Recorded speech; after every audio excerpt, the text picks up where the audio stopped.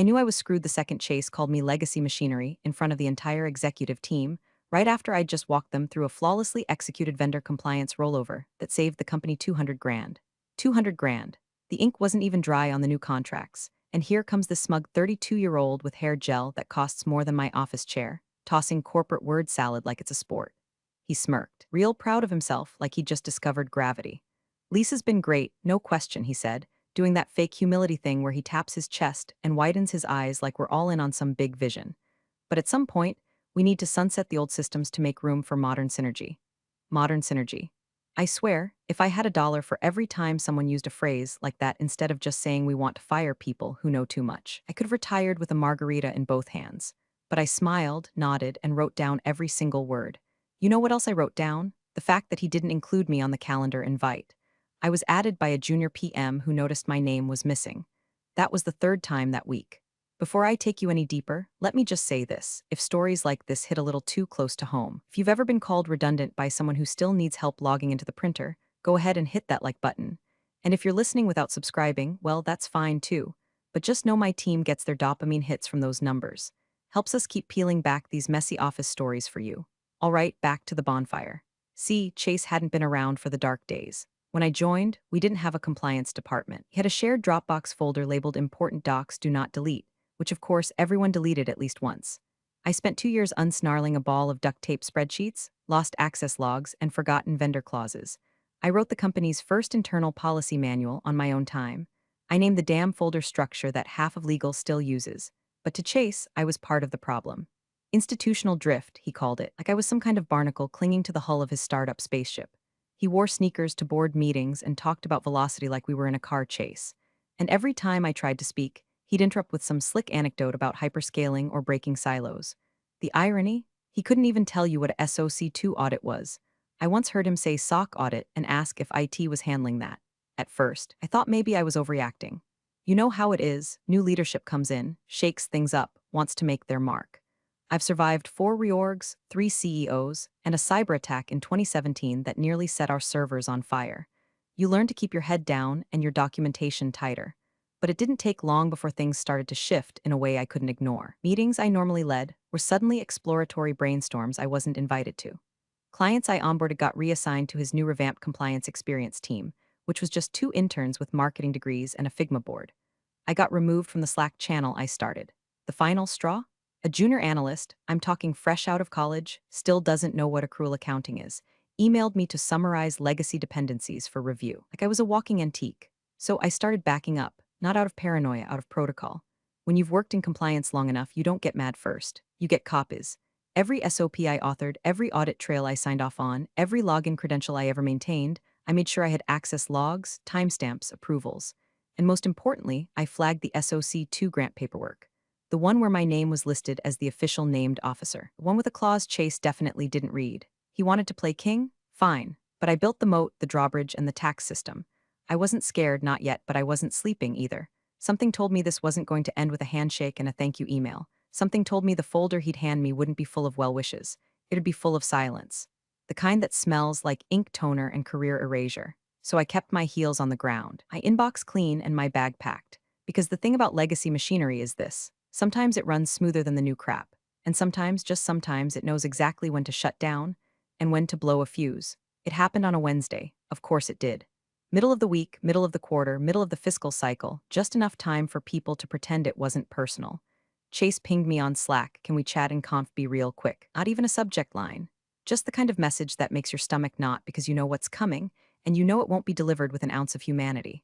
I walked in and there he was, lounging in a chair like he was waiting on a latte, flipping through a leather-bound notebook he brought to look busy. I glanced at the screen on the wall, my own org chart, zoomed in on my name like a bullseye. That was my first real warning. He started with fake warmth. Lisa, first off, I just want to acknowledge everything you've done. Seriously, you've been a rock.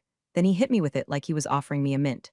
But after reviewing the optimization roadmap from McCall Partners, our new systems efficiency consultants, it's clear your skill set overlaps in ways that aren't scalable. I blinked. Overlaps what exactly? He chuckled like I was cute for asking. With what we're building, the future. It's not personal, it's structural. You built great bones, but we need organs now. I didn't know whether to punch him or hand him a basic anatomy textbook. McCall Partners, for the record, was a two-man operation Chase found on LinkedIn after attending a fintech mixer. I'd looked them up. Their last transformation project was a chain of vape shops that closed 6 months later. They'd spent the past week poking around our systems, making notes, and parroting language they barely understood. I saw one of them pointing to our master controls folder and whispering, "I think this is the source code." I sat there as Chase explained how my 30-day notice would be waived to make the transition smoother and how I'd be paid through the end of the month, but escorted out by the end of the day. No formal send-off, no transition plan, no press release, just a folder of papers that had my name spelled wrong in 3 places. That folder was cold. It smelled like printer ink and cowardice. I looked across the table and asked one question. "Does the COO know?" Chase smiled again. She signed off. And that right there was the gut punch. Because I trained Marla, sat with her during her first week when she didn't know how to use our CRM, covered for her when her daughter got mono and she disappeared for a month. She used to call me her foundation. Apparently foundations get bulldozed when the landscaping changes. No one stood up for me. Not legal, not finance, not even Gary in IT, who once called me at midnight in tears because his server patch crashed and I helped walk him through a rollback while he sobbed into a Mountain Dew can. I wasn't a person anymore. I was a checkbox, a risk-mitigated asset removal. I stood up slowly. Chase didn't offer a handshake, just motioned toward the door like he was directing traffic. As I left, I passed by McCall #1 and #2, arguing over which SharePoint folder controlled access to client credentials. Neither of them knew that folder had a two-factor key rotation protocol I built 3 years ago. I almost stopped to say something. Almost. Instead, I walked back to my desk, sat down, opened my backup drive, and started copying everything: non-confidential documentation, timestamp policy versions, publicly accessible reports with my name buried in the footer, the grant filing with my signature, the SOC2 binder with the audit trail linked to my login, every asset tied to my title. Because Chase might have thought he was deleting a line item, but what he did was trigger a protocol I never told anyone about. Not even the CTO. I called it the redundancy reflex. You don't survive this long in compliance without a few aces buried under the floorboards. I didn't cry, I didn't shake, I didn't yell, but I did feel a fire crawl up my spine. The kind of quiet, controlled rage you only feel when someone takes credit for your foundation and then dares to knock you off it. Chase didn't know it yet, but he hadn't cleaned house. He'd pulled the wrong pin from a very loaded grenade. And tomorrow, during that routine audit he forgot to prep for, the countdown would begin. I packed in silence. No sad playlist. No slow-motion stares around the office like a Hallmark movie ending. Just the dull buzz of fluorescent lights, the smell of stale Keurig coffee, and the soft click of my keyboard as I pulled the digital lifelines I needed to bury quietly in a USB folder called Taxes 2019. Zip. Anyone who opened that file without knowing the password would just see outdated W-9s and some fake budget spreadsheets. But inside, gold. Every signed compliance doc with my name on it. Every timestamp policy update I'd authored. Every renewal letter with the board's rubber-stamped approval, and this part's my favorite, Chase's signature right next to mine. I wasn't angry. Not yet. Anger's loud, messy. What I felt was colder. He'd lit the match and I was waiting for the breeze. I screenshot the SOC2 declaration. You know, the one they submitted with my name as the named officer, tying our department and the company to eligibility for a multi-year grant that covered half our cloud infrastructure. I archived that email chain where legal confirmed the language. Saved a copy of the internal memo Chase never read, the one I wrote explaining the reassignment process if the named officer changed. Funny thing, reassignment's not optional, it's a protocol. A step-by-step process with sign-offs, disclosures, and system updates. Skip it. It's like yanking the pilot out of a plane mid-flight. I slipped my backup drive into the side pocket of my bag. Light, clean, like muscle memory. Across the room, Darren from payroll peeked over his monitor. Didn't say a word, just gave me this look like a dog watching its owner pack a suitcase. People knew. They wouldn't say it, but they felt it. Something solid had been removed. And in its place, a boy with a vocabulary and no anchor. The real gut check came at the front desk. Tara, the receptionist, part-time therapist, full-time pulse of the building, stood up when she saw me walk past. She was young, smart, still believed in company culture. She'd leave in 6 months, I already knew that. She always said she stayed for the people, and today one of the last ones was leaving. "Don't let them spin it," she whispered, arms wrapped around me so tight I almost dropped my folder. "You were this place." I didn't say anything, just nodded. I couldn't speak yet. If I did, I'd have said something too honest, too final. Outside, the wind hit harder than I expected. Fall had crept in while I was stuck in back-to-back checklists and incident reports. My fingers itched for a cigarette I hadn't smoked in years. I sat on the bench across the street, opened my laptop, and connected to the Wi-Fi. They hadn't revoked my credentials yet. Of course not. Chase probably thought IT was automatic. It wasn't. I made sure of that. Gave myself a 24-hour kill switch for moments like this.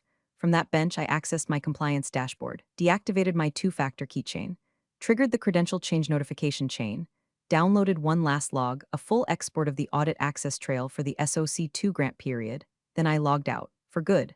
The next stop was 3 blocks away. Lawyer I kept on retainer from the time an ex-employee tried to blame me for a failed vendor onboarding. Smart woman, ex-IRS, terrifying on the phone. I messaged her, need to review separation terms. Also, flagged compliance transfer gap may cause exposure. Meeting? She replied in 2 minutes, tomorrow. Bring your doc pack. I knew Chase wouldn't feel the ripple yet. He'd be in some alignment session with McCall partners, probably discussing slide deck aesthetics and rebranding compliance as client safety ops. But the audit was tomorrow. Scheduled, certified, immutable, and the one thing they'd need in that room, the one person tied to every credential and declaration, just got replaced with an empty chair and a locked account. I sipped my coffee, bitter and burnt, and stared up at the glass tower where I'd given 15 years of my life. Chase thought he'd done something clean, surgical. He forgot one thing. Compliance always leaves a paper trail, and I had just printed mine.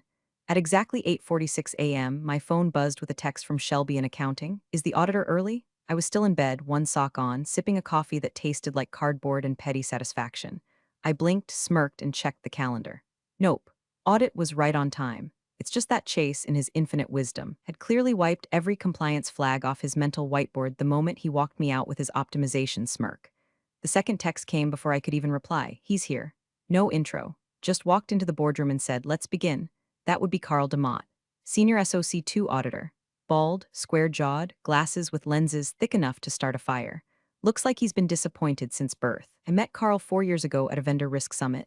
The man drinks black coffee with no sugar and once told a CTO, you're not under audit. Your lies are. He's not the kind of guy you surprise. He's the kind of guy who reads your Slack exports before asking your name. I pulled up my secure backup and watched system logs populate. Not because I was spying, I was just checking the pulse. My access had been revoked, yes, but the system still pinged status updates to my personal email. Another detail Chase forgot, or never knew, or deleted from a memo titled Lisa Cleanup. The text started pouring in. Tara front desk, he just asked who our named officer is. Chase said we're between people. DeMott raised an eyebrow and started writing. Gary, IT, we can't access the compliance server. Permissions error. He asked for login trail. Nobody knows where that is. Did you take it with you? Lol. No, Gary, I didn't take it. You just never learned where it lives. Carl was about to play his favorite game, how many people lie before I open the binder, and no one in that room was ready for round one. I got a ping on LinkedIn while watching the chaos, someone from a competitor asking if I was open to discussing a director-level role. Cute timing. By 9:12 a.m. Shelby messaged again. He asked Chase why you're not in the room. Chase said you were a temporary contractor. Carl said, strange. This signature says she was the named officer, and there it was. The fuse had officially hit the powder.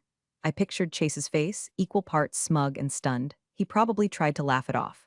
Probably leaned back in his ergonomic throne and tossed out some line like, we've restructured a few of those titles recently, which would have sounded convincing to anyone who didn't have a grant binder in front of them with every last compliance role clearly designated. Carl's style isn't to argue, it's to pause, look at you, let the weight of the silence bury you in your own ignorance. And then, if you're really lucky, he opens his laptop.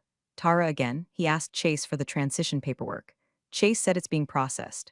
Carl said audit paused pending verification, and he just stood up and left the room. Oh, Chase, sweet summer intern in a CEO suit. You didn't just fumble the ball, you ran the wrong direction and spiked it into your own end zone. He probably hadn't even told the board the audit was this week. Definitely hadn't reviewed the grant documentation. And absolutely hadn't briefed legal that removing a named officer without official reassignment triggered a compliance freeze. I took another sip of coffee. Burned my tongue, didn't care, that heat was earned. Then I did something I hadn't done in weeks. I smiled, not out of cruelty, not out of revenge, out of relief. Because for the first time since that pathetic yet redundant speech, I wasn't angry or hurt. I was just watching the system work. The one I built. The one Chase thought he could streamline by removing the human part. People underestimate compliance. They think it's a pile of dusty manuals and overpaid policy cops. But it's not. It's a spine. And when you sever it without thinking, the body collapses. Carl hadn't even opened the real binder yet. That would come next. And when he did, Chase would finally realize he hadn't fired a position. He detonated a process. By 9:45 a.m., the wheels had come off and the passengers were starting to notice. I was sitting in a cafe 2 blocks down, watching my phone like it was the Super Bowl and I had bet the mortgage on the underdog. I could feel it. This wasn't going to be a stumble. This was going to be a slow-motion faceplant into regulatory cement. Gary texted again. Carl's asking for system access logs. Nobody knows where they're stored. I thought DevOps had them? I stared at the message, blinked once, and whispered to no one, Gary, you sweet child. DevOps doesn't even know which continent our compliance servers are on. The truth? Those logs were managed through a secure shell program I installed myself. Encrypted, rotating tokens, multi-factor keys tied to a physical authenticator I kept in my desk drawer, which, as of yesterday, was empty. Because Chase's idea of an exit protocol was delete and pray. And guess what? The new compliance lead, some guy named Trent who used to be in customer experience, had no access, not just low access, no access. Shelby, Trent just pulled up a SharePoint folder labeled Q4 Audit Draft Do Not Move, and Carl asked why it was last modified 6 weeks ago. Chase told him we use collaborative versioning. Carl said interesting. He's writing a lot again, collaborative versioning. Christ. I closed my eyes and imagined Trent tall, eager, likely wearing a too-tight button-up, and clinging to his company badge like it gave him legitimacy. I bet he walked into that boardroom confident, thinking compliance was just a checklist with better fonts. Now he was trying to navigate a minefield of file names he didn't recognize. Policy Final 2. DocX, Grant Side Notes Lisa Edited Relithosone Doc. SOC2, Offboarding Not This One PDF. Gary again? Carl asked why our access management doc references a token system no one can find. Trent said you handled all that manually. Carl didn't even blink. Just wrote something and asked, where is the revocation log? I didn't know whether to laugh or light a candle for poor Trent. Probably both. The thing about Carl is he doesn't ask questions because he needs answers. He asks because he already knows, and right now, he was performing a full-body autopsy with a smile on his face. The next message wasn't from anyone I expected. Unknown number, is this Lisa? This is Dana from Northern Trust. We're reviewing our vendor file and noticed your name missing from the grant continuity clause. Is there someone new we should speak to? I froze for half a second. Not because I was surprised, but because the timing confirmed what I'd always warned about in meetings Chase never attended. Several of our top-tier clients, Northern Trust, Agilent, Terravine, had compliance clauses in their contracts explicitly tied to our SOC2 audit schedule and named officer status. Why? Because I wrote those clauses in coordination with their legal teams. It gave them leverage and it gave us credibility. But those clauses weren't just decorative. They were active triggers. Meaning, if my name disappeared without a formal replacement, and without a documented reassignment, the contracts went into a freeze state. Billing, access, API feeds, all of it. I replied to Dana, appreciate you reaching out. I recommend pausing any updates until after the audit concludes. I'm no longer with the company. She wrote back with just 2 words, oh, understood. Translation, time to lawyer up. The tremors were turning into cracks, and Chase, he still hadn't called, hadn't texted, probably still sitting in the boardroom pretending this was a minor procedural hiccup. I imagined him saying things like, we're in the cloud now, and legacy processes don't scale. That is, until Carl hit him with the next round of questions. Shelby again, he asked who updated the disaster recovery appendix. Trent said we haven't located it yet. Carl asked if we've lost access. Chase said no. Carl asked, then why did she take the MFA key when she left? Ah, there it was, my little black U-by key, still in my coat pocket, still blinking softly like it knew its moment had arrived. Carl didn't yell, he didn't threaten, but that one sentence, that was blood in the water. I stood, dropped a few bucks on the table, and walked out of the cafe, not toward the office, toward the building across the street where our biggest client, Terravine, had their legal team. I had an impromptu coffee invite waiting from their VP of Risk, because while Chase was busy looking for a folder labeled audit stuff, I was preparing to hand his entire department's credibility to his competitors. Missing officer, missing access, and soon, missing contracts. At 10:17 a.m., Carl opened the binder, not a metaphorical one.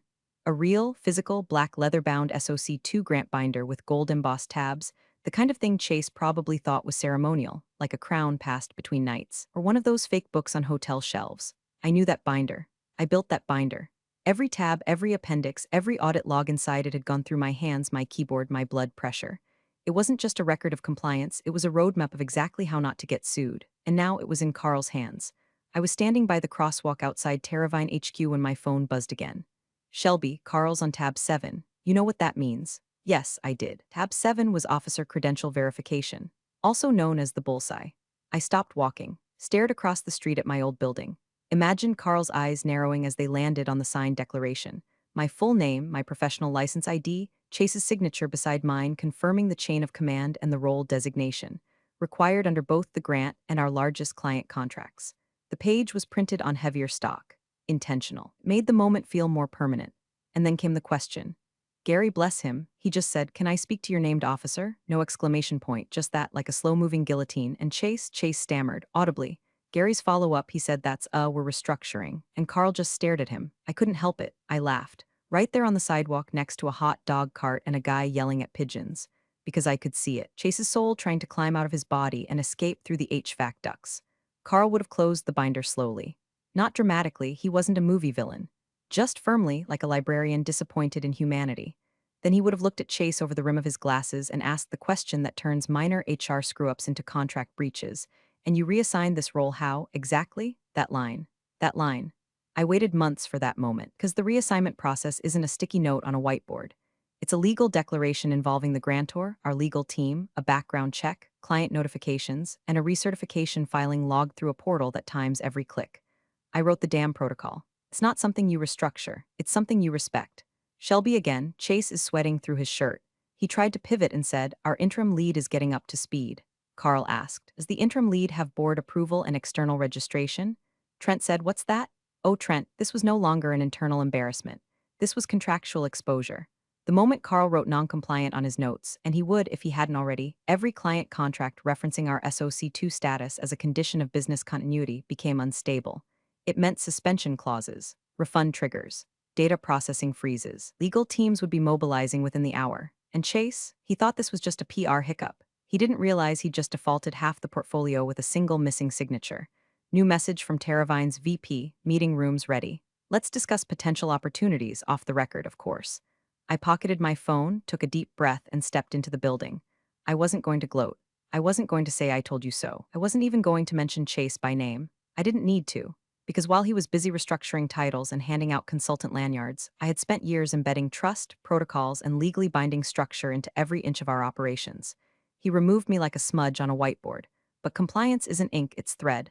And when you yank the thread without checking the seams, everything starts to fall apart. Quietly, legally, revocably. At 10:34 a.m., the chaos turned procedural. According to Shelby's blow-by-blow messages, and God bless her for that play-by-play, Chase's voice cracked when Carl asked for the reassignment documentation. The room went dead quiet, like the moment before a mic drops or a fuse blows. Chase, who always had a metaphor or a buzzword at the ready, suddenly had nothing but a dry throat and a half-buttoned dress shirt soaked through with panic sweat. Did what any cornered executive does when the room stops playing along. He grabbed his phone and left the table. Carl stayed seated, flipping back through the binder like he had all the time in the world, which, ironically, he did. The one who didn't was Chase. First, he called legal. Then HR. Shelby's next message was succinct, and I could practically hear the final nail sliding into place. They confirmed it. HR says there was no reassignment procedure, no formal transfer. You're just gone, just like that. No backup, no interim sign-off, no addendum to the grant file, no cross-notification to the 3 clients who required a minimum of 14 business days notice for key personnel changes. I imagined the phone slipping out of Chase's hand like a cartoon banana peel. Carl waited patiently for him to return. And when he did, slouched, flustered, probably inventing a migraine on the spot, Carl closed the binder, gently, precisely, like a parent returning a report card that says your child bit the teacher again. Then, with the voice of a man who's ended more careers than any corporate reorg ever could, Carl spoke. "I'll pause the audit here, but you'll want to alert your legal team. Every contract citing this certification may be invalid. Not might be, not will double check, may be invalid." That phrase, in the mouth of a federal-aligned auditor, is the verbal equivalent of a detonation cord. It doesn't explode loud, it just severs the artery and watches the blood drain slowly. By 11 o'clock a.m., I was back on the street, letting the autumn wind chew at my coat while I sipped a cup of coffee someone at Terravine had politely offered me after the off-the-record chat. I hadn't accepted anything official, just listened, smiled. Left behind a resume I'd updated that morning out of pure instinct, and came a message from someone I hadn't expected. Marla, my old COO, the one I trained, the one who signed off on my termination without so much as a phone call. "You should have seen his face," she wrote. "He looked like someone just unplugged his LinkedIn profile." I stared at the message for a long moment. Let the satisfaction rise, then settle like sediment in a glass of water. I didn't reply. I didn't need to, because now, the consequences weren't philosophical. They weren't departmental. They weren't hidden in obscure compliance language no one understood but me. Now they were operational. The pause Carl issued was just a formality. What came next was a ripple: client reviews, contract re-verifications, refund demands, frozen payments, red flag notices to the grant issuer. It would start slow, then build, one domino toppling into another until the noise became too loud to PR away. And all because someone thought restructure meant delete and forget. The best part? I hadn't lifted a finger. I didn't leak anything. I didn't sabotage a file. I didn't even raise my voice. All I did was leave. And when the wrong person leaves without being properly replaced, the house doesn't just creak, it crumbles. At 12:03 a.m., the board dialed in. You can always tell how bad things are by how fast a midnight call gets scheduled. Normally, directors don't lift a finger unless a server's on fire or someone's tweeting racial slurs from the company account.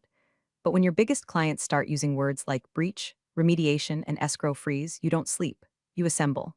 The message came from Shelby, timestamped and trembling. They're all on. Even Arthur, the one who lives in Dubai and never shows up unless there's champagne or litigation. Chase was there too, not leading, flanked by legal and trying to fake calm, probably with one of those let's focus forward voices that only works when the room isn't burning. The legal team had compiled a PDF, 23 pages long, of every client contract tied to the SOC2 grant. 19 of them cited the specific credential tied to my named officer registration. 11 of them had automatic freeze clauses if that name changed without 30-day notice. Not suggested. Triggered. And guess who terminated that credential without replacement? Chase. Word around the call, according to Shelby, was that Carl didn't just pause the audit, he submitted a provisional risk memo to the grant authority. That triggered a cascade. Now clients were flagging us in their risk portals, freezing all outstanding payments until the audit completed with proper officer designation. Which, of course, was impossible, because I was no longer in the system. By 1:11 a.m., Terravine's legal team sent a formal letter stating that, until satisfactory named officer documentation is restored, all data access from our systems to yours is hereby suspended. Translation: your APIs are dead. Your product is offline, and we're watching every move you make. One of the smaller fintech clients went a step further, filed notice of intent to pursue litigation for willful misrepresentation of operational continuity. That one stung, mostly because I had onboarded that client personally, held their hand through vendor validation, built the whole data privacy framework around their specific concerns. And now, Chase had bulldozed it all in a single Friday afternoon folder drop. The dominoes weren't just falling, they were crashing into each other like shopping carts on Black Friday. And then the message came in, Chase, hey, would you be open to coming in for a conversation? No pressure, just want to see if there's a path forward. I stared at the screen for a full minute, then took a screenshot, then blocked his number, because here's the thing, I couldn't go back. Not even if I wanted to. And I didn't. The moment HR processed my exit, my named officer registration was deactivated in the federal portal. There's no undo button for that. You can't just slap the name back on and pretend nothing happened. It's not a username, it's a verified designation that requires background checks, active system access, and board sign-off. He'd burned the bridge and the GPS coordinates to get back to it. At 1:47 a.m., I got another message, this time from a private number I did recognize. Hey, Lisa, hope the transition's treating you well. If you're available this quarter, we'd love to have you take a look at our compliance org. Things are moving fast. Name your rate. It was from the COO of a direct competitor, one Chase used to mock in meetings. Called them legacy whales with no innovation. Funny how quickly those whales become lifeboats when your ship starts taking on water. I replied in 3 words, let's set terms. I didn't feel cruel. I didn't feel victorious. What I felt was clear, empowered, like stepping out of a fog and realizing the whole landscape had changed. Chase thought I was a removable part, a legacy component you swap out during a product refresh, but I was never just a part. I was the lock. And now, he didn't have the key. It was drizzling when it happened. The kind of November mist that turns everything gray and half visible, except, apparently, karma. Because even from my seat at the cafe across the street, steam curling off my cup, I could see him. Chase, red-faced, jaw locked, walking 5 paces ahead of 2 security guards trying their best not to look smug. His blazer was wrinkled, his phone was in his hand, but he wasn't looking at it. And his mouth was moving like he was still trying to negotiate reality. I didn't need a video. The scene played just fine through the rain-specked window, framed perfectly between the corner planter and the reflection of my own smirk. He paused at the building's revolving door, seemed to argue something, probably about protocol or access or misunderstanding, but one of the guards just pointed to the sidewalk. Then, like a deleted paragraph in a contract, he was gone. At 10:04 a.m., the company posted a statement on LinkedIn. We're undergoing an exciting internal realignment to better position ourselves for the future. Stay tuned. No details, no names, no mention of Chase, no apology. Just corporate wallpaper slapped over a caved-in wall. But the industry knew. Because at 10:11 a.m., my phone started buzzing like it was auditioning for a beehive. Notifications, emails, texts, old colleagues, competitors, clients, even a few former skeptics who once rolled their eyes during my compliance deep dives. You were right. Your documentation saved our asses. Tell me you're writing a book. We just paused a contract with them. Any chance you're consulting again? Then came the one that made me stop scrolling. A message from a partner at a rising startup, one I'd admired quietly but never worked with, saw what happened. We're about to scale fast. Want to build it again from scratch. Name your price? I stared at the screen for a long moment, then lifted my coffee in a silent toast. Not out of glee, not out of ego, but because the balance had finally settled. They thought I was replaceable, disposable, legacy drift. But what they failed to understand, what Chase never had the patience or humility to learn, was that in compliance, credibility isn't just a title. It's a history, a ledger of every decision made under pressure. Reputation you don't just hire, you earn. And while he was pitching streamlined efficiency to the boardroom, I was quietly becoming the person people called when their house was on fire. I didn't need a revenge speech.